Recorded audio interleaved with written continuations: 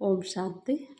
आज का मुरली तारीख अप्रैल 20, 2025। आज रविवार है। अव्यक्त महावाक्य है।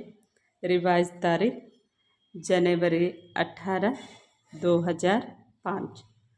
मुरली का टाइटल है सेकंड में देहाबान से मुक्त हो, जीवन मुक्त स्थिति का अनुभव करो और मास्टर मुक्ति जीवन मुक्ति धाता बनो।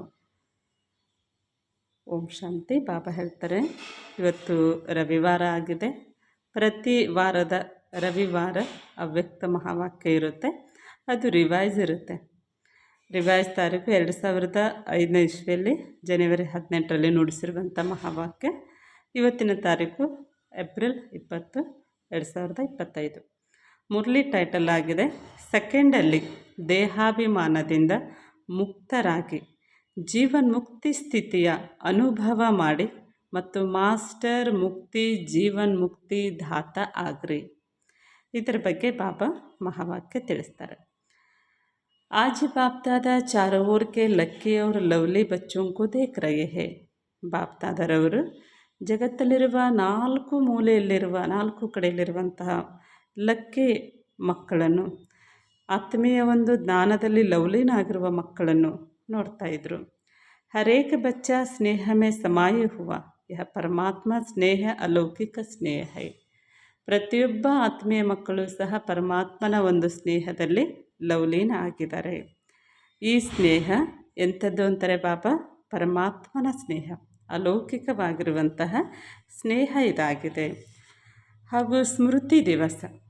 आज सभी बच्चों को विशेष आदि देव ब्रह्मा बाप ज़्यादा स्मृति में आ रहा है.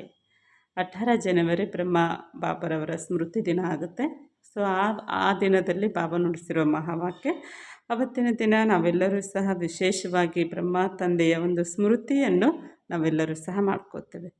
ಅವರ ಸ್ಮೃತಿ ಮಾಡ್ಕೊಳ್ಳೋದು ಅಂದರೆ ಹೇಗೆ ಬ್ರಹ್ಮ ತಂದೆಯವರು ನಮ್ಮ ಈಶ್ವರೀಯ ಜ್ಞಾನದಲ್ಲಿ ಫೌಂಡರ್ ಆದರು, ಅವರು ಹೇಗೆ ಈ ಜ್ಞಾನ, ಯೋಗ, ಧಾರಣೆ, ಸೇವೆ ಈ 4 ಸಬ್ಜೆಕ್ಟನ್ನು ಹೇಗೆ ತಮ್ಮ ಜೀವನದಲ್ಲಿ ಅಳವಡಿಸಿಕೊಂಡು ಅದರ ಹಾಗೆ ನಡೆದು ನಂಬರ್ 1 ಆದರು, ಅದನ್ನು ನಾವು ನೆನಪು ಮಾಡ್ಕೋತೇವೆ.